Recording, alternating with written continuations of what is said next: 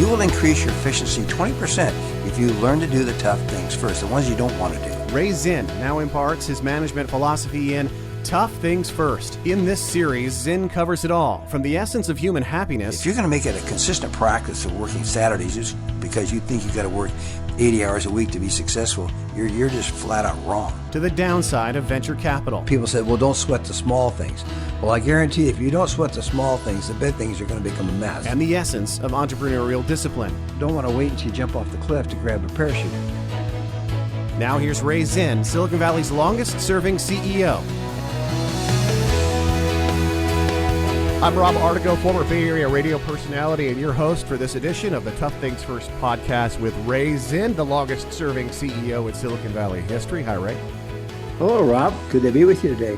And Ray, this is a special edition of the Tough Things First podcast. It is a video podcast, and if you go to toughthingsfirst.com, you can click on the link for this particular podcast, and just if you want to watch it, you just click on Watch Now, and you can watch the video on Ray News Channel, YouTube channel. Well, I'll get it right this morning. So, Ray, on this special edition of the Tough Things First podcast, I thought we'd talk a little bit about communication, because it's such an important aspect of what we do in our lives. And it seems like over the years, communication, we can now do it in so many different ways that we're almost never communicating, if that makes sense. So communication is part of our everyday lives, and it can be used for good and it can be used for bad. Would you think that distortion and misdirection is maybe more common now than it's ever been? I'm not sure it's more common. It's more prevalent because of the AI. You know, you can actually replicate a person's face, their voice, and you can, or edit. For example, recently it came about that the British Broadcasting Company edited out some comments that Donald Trump made, and it made it sound like fight, fight, fight, rather than he didn't do that. It took parts from another video and taped it in. Or pasted it in, I guess.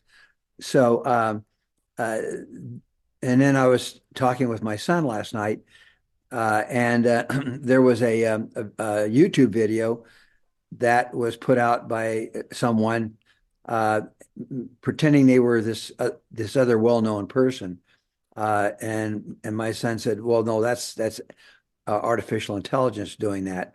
That's not really him." But it looked like him. It looked like that person. And I said, well, how do you know it's not that person? He says, well, it's not easy to tell, but if you know that person well enough, you know how they articulate and how they form their sentences and paragraphs, or their wording, then you can tell. So, you know, there is a tendency for people to mislead, which I believe is completely unethical and dishonest. You know, we had that recent problem with 6 Congress people that came out and told the Army or told the military that you don't have to obey an illegal command, which I thought was kind of, you know, mealy mouth, or they're just trying to cause a problem, but still think they stayed within the law by saying, yeah, obviously don't obey something that's illegal, don't do something that's dishonest, even though you're commanded to do so. You know, it's how, you know, when did you stop beating your wife type comment, Rob, and it's being open and truthful and honest is going to be more difficult now because of artificial intelligence, and because people try to mislead us by the way they word things. Yeah, and you know, your example of that video with the 6 congresspersons, I thought of, like, you can make a video that says, "Don't run red lights. It's okay not to run red lights." Okay. Well, yeah, of course it's not okay to run red lights. Or it's okay to not run red lights. I mean, it's just semantics with words, and it is confusing. And you know, this is politics here. And And it seems like it's really bad in politics right now. And obviously, these fake videos are going to be more prevalent as we go along in politics. But I guess recently we had Mark Kelly, a U.S. senator, talking about something that seemed like he was doing a double speak thing. He was also in that video that you were talking about, telling the soldiers that they can disobey illegal orders. Yeah, well, we're back to what is honest and truthful communication, and we don't need AI, we don't need anything else to be dishonest. If we're going to be dishonest, we'll find a way to be dishonest. The even back in the time of the Civil War, there were a lot of miscommunication given to try to dislodge the other side or to cause a insurrection, and so that's been with us, for forever. And it's not something that's just recent, just because of AI. You know, as I said, when did you stop beating your children, or when did you stop beating your wife? That's misleading. Okay, that's intentionally you're trying to mislead. And that's what happened in the case of those 6 Congress people. They were intentionally trying to mislead. They were trying to cause a problem, and they were trying to do it in a cute way to make it sound okay to say it that way when it's really not. I mean, if you're going to be trying to mislead someone, whether it be, oh, it's okay not to run a red light, uh, that's what's the intention? What's your point? And it doesn't take a rocket science to figure out what the point is. The point is you're trying to cause a problem. And we should not be, when we're communicating, the last thing we want to do, because communication is not easy to begin with, but the last thing we want to do is try to mislead, because communication is difficult anyway. Yeah, and whether we're talking about politics on a national level or interpersonal relationships at home or at work, this kind of thing can, I guess, just the distortion can erode relationships, right? Absolutely. I mean, that's the key is trying to distort the relationship rather than trying to bring it together, trying to enhance it.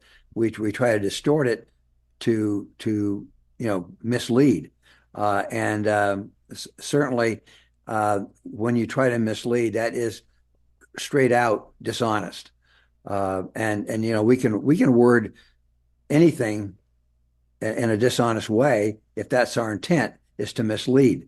So that the purpose of this podcast is talking about the damage we cause when we mislead, whether it be at work or with our spouse or with our children, with a neighbor or friend, whatever. There is that tendency to try to make yourself look good by misleading your, giving misleading comments. So, we can't. You can say it any way you want, but the only way to do it is do it the honest way. Yeah, let's wrap it up by contrasting what we've been discussing with the idea of open communication.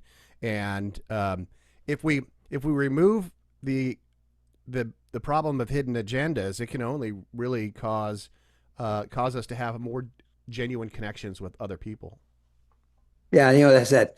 It's that when they're doing the congressional hearings, and they're under oath, they said, like Clinton said, what is, you're trying to make your a comment sound better than it should be. You're not answering something honestly. You're trying to be dishonest in the way you're phrasing your words, or what words you use can be to cause this misleading understanding of what the point is you're trying to make. So, please, when you're working with your employees or your customers or vendors or your spouse, family, be honest. Don't try to be dishonest and mislead people in your communication. Well, thanks, Ray, for joining us for the for this great video podcast. I know people go to your YouTube channel and they can watch this, or they can go to toughthingsfirst.com and click on the link for this podcast and then watch the video if they haven't already done that, and if they choose to go back and listen to it again. Good conversation. They can continue, that is, the listeners can continue the conversation at toughthingsfirst.com. Questions and comments are always welcome there. You can follow Ray Zinn on X and on Facebook and Twitter, or rather X, Facebook, and LinkedIn. And of course, you can pick up Ray's books, Tough Things First. And as you know, the Zen of Zen series 1, 2, and 3, and on sale now. The Zen of the Essential Leader. Boy, my mouth is all mushy today, huh? On sale now, the Essential Leader, 10 skills, attributes, and fundamentals that make up the Essential Leader. Thanks, Ray. Thanks, Rob. You've been listening to the Tough Things First podcast, proud to introduce Ray Zinn's new book, The Essential Leader, 10 skills, attributes, and fundamentals that make up the Essential Leader. Available in paperback and digital formats at retailers everywhere. And don't forget Ray's other books, Tough Things First and the Zen of Zinn series. Join us again for another edition of the Tough Things First podcast.